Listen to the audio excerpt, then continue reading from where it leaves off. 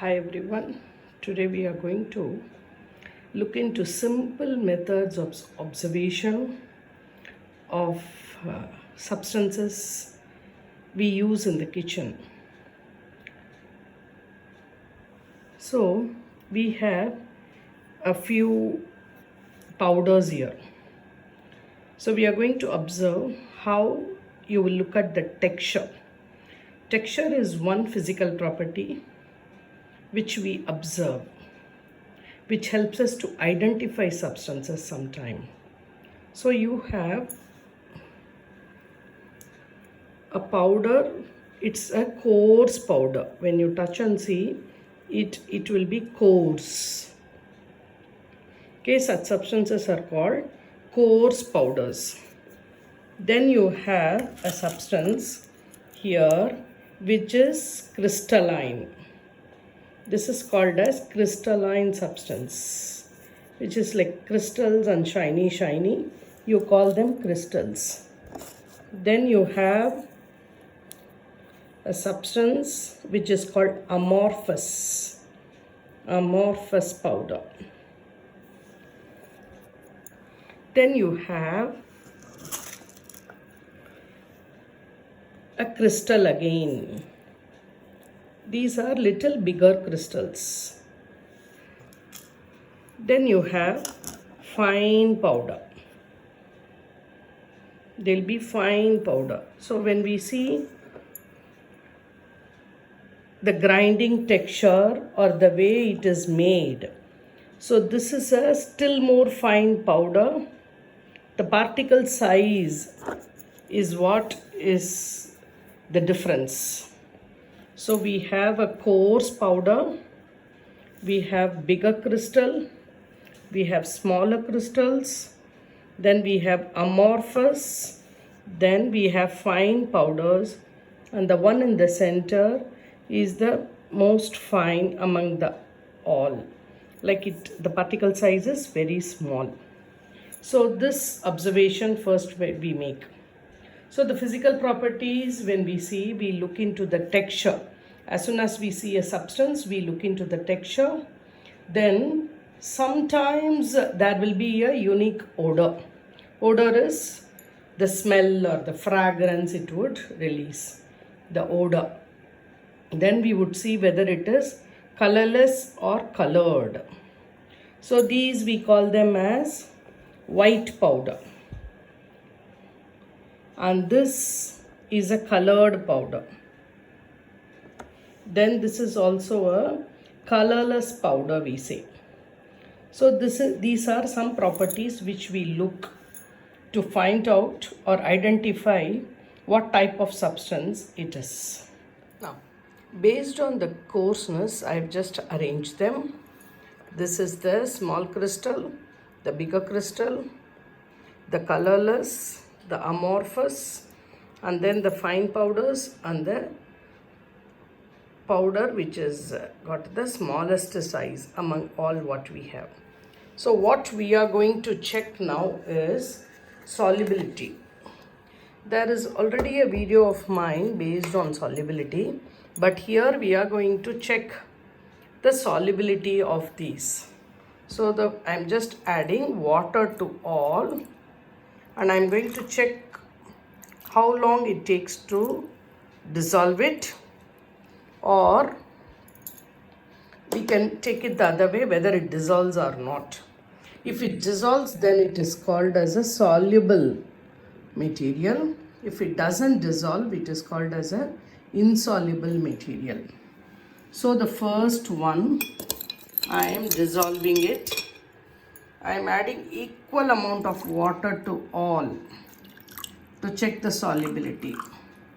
Equal amount of substance I've taken, and equal amount of water we add to check the solubility. That is when we can compare, isn't it?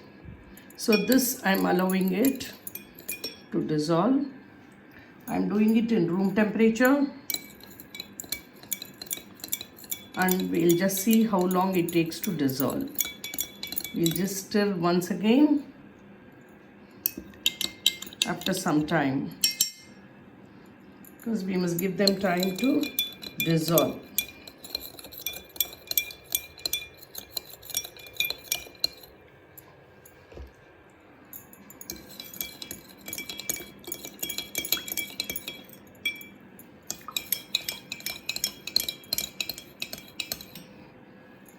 Yes. Now the dissolution stirring is complete. Now when we see the small crystals what we had have dissolved. If we leave it for some time or stir it for some time, the rest will get dissolved. The bigger crystals which we had have also dissolved, but they are taking little more time because of the particle size, as we said. That makes a difference. And this person seemed to be not dissolving at all. The coarse powder is not dissolving. Then we have the amorphous powder that is dissolved. We have to give it some time. Generally, amorphous powders will immediately dissolve. So some of our medications will be given in the form of amorphous powder so that it dissolves faster in the stomach. Then these are the fine powders, which I'm just giving some time to dissolve. This is the fine powder which was in the middle. Okay, that's not dissolved as well. So the next step is when we try to dissolve in water, it doesn't dissolve. Then what we do is we add acid. So we generally don't keep acids at home. We are doing kitchen chemistry, right? So I'm using vinegar. Vinegar is a mild acid. It's an organic acid, vinegar. So the vinegar, I'm adding vinegar to all the containers. I'm going to observe if there is any change happening because of the vinegar. I'll add more vinegar and see, because I am adding it in the same container as water. So please observe the change. I'm going to add more vinegar and observe the change. This is the small crystal. They were already soluble. So when I added vinegar, it gets more soluble. This is the coarse powder. Nothing is happening even with the vinegar. This was the amorphous powder which was there. When I added vinegar, it just dissolved. Now this is the container where we observed the change already. A kind of bubbles with a noise is observed, and this is the fine powder. After adding vinegar, I am going to review the change. So what is happening? This is completely dissolved. You notice this crystals is also completely dissolved now. Because of the acid effect, this dissolution will be faster. Nothing has happened to the coarse powder. Then this is that amorphous powder which was slightly insoluble in water, but on adding vinegar it has become soluble. Then this is the container where we observed the change on adding vinegar. I am going to reinforce the change once again by adding more vinegar for you to make an observation. Yes, you hear the fizz sound, just remember this. And then this powder, no change. Then this is that fine powder, no change. So this is based on dissolution. We can classify them, what happens. Like if it doesn't dissolve in water, then what do we do next with them? Now we have the 3 containers which have the insoluble material still with them. Fine powder, when after adding vinegar also, it didn't dissolve, but a part of it is dissolved. We call it sparingly soluble. Then this is the fine powder. So it deposits at the bottom. That can be filtered. Same way the coarse powder It was colorless. I just added a little bit of turmeric to show the color. So even after stirring, it doesn't settle, it doesn't dissolve. So what we can do is we can filter it. We can use a filter to filter it.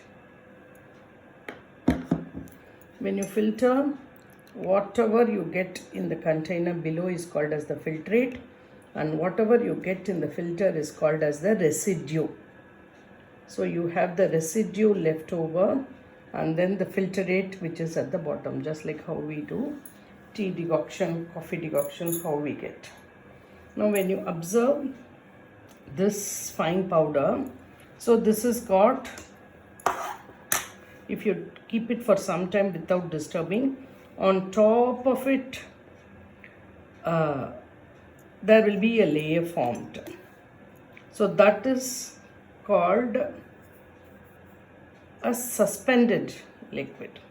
So what you can do is you can remove it by decantation. Just on top of the liquid you can just remove, and then you will have the residue at the bottom.